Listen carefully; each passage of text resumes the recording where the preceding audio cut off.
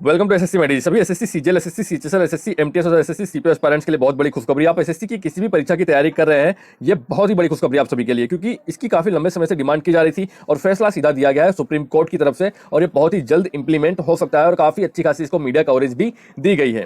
इसके पहले एक छोटी सी अपडेट है, मैं आपको सारी चीज डिटेल में बताने वाला हूं कि अगर आप किसी भी एग्जामिनेशन की तैयारी कर रहे हैं तो सबसे बेस्ट प्लेटफॉर्म है अनअकैडमी, क्योंकि यहाँ पर जितने भी टॉप एजुकेटर्स हैं, अभिनय शर्मा सर, पवन राव सर, रानी मैम, सभी पढ़ा रहे हैं। और 3 तरह की बैच लॉन्च हो चुकी है, चैलेंजर्स बैच 2020-21, सफलता बैच 2020-21, और अगर आप सीटी की तैयारी करना चाहते हैं पूरा बिगिनर से, तो ब्रह्मास्त्र बैच सीटी स्पेशल के लिए लॉन्च की गई है 25 तारीख से, और आपको लिए कुछ भी एक्स्ट्रा पे नहीं करना है। एक सब्सक्रिप्शन प्लान में आपको सारे बैच को एक्सेस कर सकते हैं।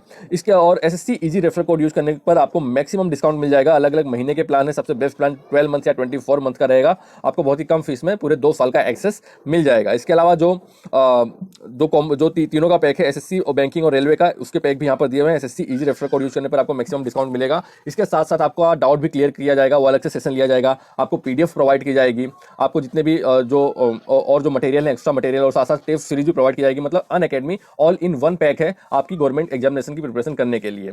और SSC easy referral code use करने पर मैक्सिमम डिस्काउंट मिलेगा, लिंक सब डिस्क्रिप्शन में दिया हुआ है। अगर हम बात करें कि क्या हुआ है, तो आप सभी को पता है कि आप देखिए, आज ही कुछ ही मिनट पहले ये अपडेट आई है कि UPSC civil services examination, we are not asking you to increase age limit, we are only asking you to give one extra concession Supreme Court to centre. आप सभी को पता है कि कोरोना के कारण, चाहे हम एसएससी की बात करें या यूपीएससी की बात करें, सभी या किसी भी गवर्नमेंट एग्जामिनेशन की हम बात कर लें, तो सबसे बड़ी प्रॉब्लम एक आई है कि स्टूडेंट्स का एक अटेम्प्ट बिगड़ा है, और इसके लिए स्टूडेंट्स ने डिमांड की है या तो हमारी सबकी एज लिमिट बढ़ाई जाए, सभी गवर्नमेंट जॉब एग्जामिनेशन की एज लिमिट बढ़ा दी जाए, 30 से 35 साल कर दी जाए, या एक्स्ट्रा अटेम्प्ट सभी को दिया जाए, चाहे वो सीजीएल हो, एमटीएस हो, कोई भी परीक्षा हो। तो इसी के अकॉर्डिंग ये पहले चीजें डिमांड की गई थी गवर्नमेंट के सामने, लेकिन गवर्नमेंट ने हमारी बात नहीं मानी। उसके बाद ये मामला गया सुप्रीम कोर्ट में, और खास करके यूपीएससी के लिए केस फाइल किया गया था। और यहाँ पर जज ने कह दिया है कि हम गवर्नमेंट से ये नहीं कर रहे हैं कि कह रहे हैं कि आप जो एज लिमिट बढ़ा दो, लेकिन आपको एक एक्स्ट्रा अटेम्प्ट देना चाहिए।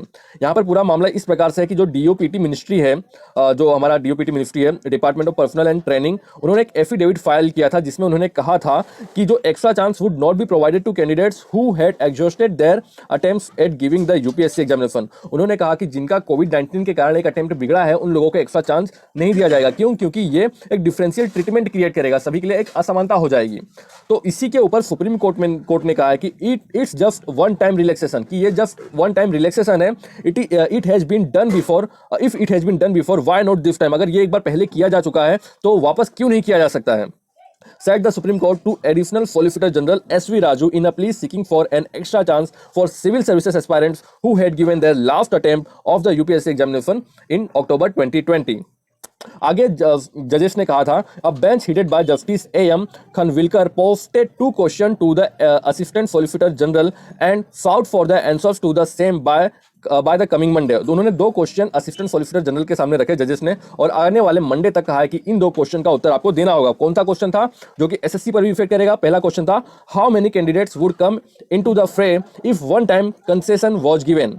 अगर एक टाइम कंसेशन दिया जाता है, एक एक्स्ट्रा अटेम्प्ट दिया जाता है सभी स्टूडेंट्स को, तो कितने स्टूडेंट्स ऐसे होंगे जो इस कैटेगरी में आएंगे, इस क्राइटेरिया को फुलफिल करेंगे? सेकेंडली, दूसरा क्वेश्चन था, since the time the UPSC was constituted, how many times this relaxation had been given in the past? अगर जब से यूपीएससी की स्थापना हुई, जब से यूपीएससी को एज एंड कॉन्स्टिट्यूशनल बॉडी उसको बनाया गया है, तब से लेकर इस तरह का रिलैक्सेशन कितनी बार दिया गया है? तो ये 2 क्वेश्चन आपको इसका उत्तर देना होगा। साथ साथ में कोर्ट ने इस बात पर जोर देते हुए कहा, the court also inform the assistant solicitor general that it was not being asked that the age limit would be increased and that the only request would be that one time concession would be given after existing of all attempts. उन्होंने कहा, court का कहना है कि हम तुमसे ये नहीं कह रहे हैं कि आप एज लिमिट बढ़ा दीजिए, बल्कि आप हमें ये बताइए कि कोविड-19 के कारण अगर स्टूडेंट्स का 1 साल बिगड़ा है, तो आप उनको 1 साल का रिलैक्सेशन क्यों नहीं देंगे? ये तो आपको देना ही पड़ेगा।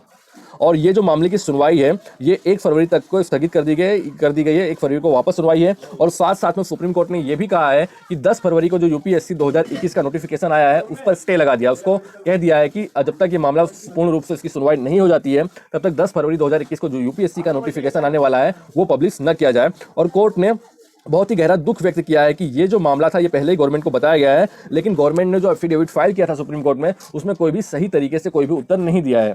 तो आप देख सकते हैं कि किस तरह से जो चीज़ें यूपीएससी कैंडिडेट के साथ हुई हैं वही सेम केस एसएससी कैंडिडेट के साथ है। और यहाँ पर कोर्ट का रवैया आपको सीधा दिख रहा है कि कोर्ट किस तरह से अड़िगता से ये डिमांड किस तरह से मतलब स्टूडेंट्स के हक में फैसला बात कर रहा है कि कोविड-19 के कारण अगर एक साल स्टूडेंट्स का बिगड़ा है तो स्टूडेंट्स को एक एक्स्ट्रा अटेम्प्ट जरूर देना चाहिए।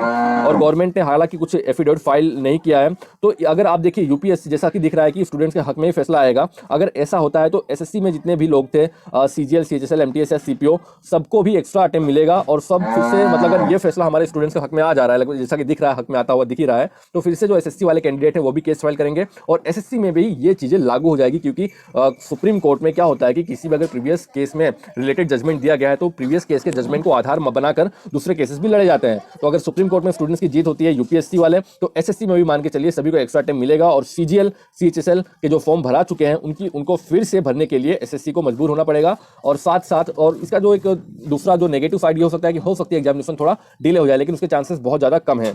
तो उम्मीद है कि एसएससी स्टूडेंट्स के भी एज लिमिट बढ़ाई जाएगी या उनको भी एक्स्ट्रा अटेम्प्ट दिया जाएगा। प्लीज वीडियो को लाइक कीजिए। जय हिंद, जय भारत, वंदे मातरम।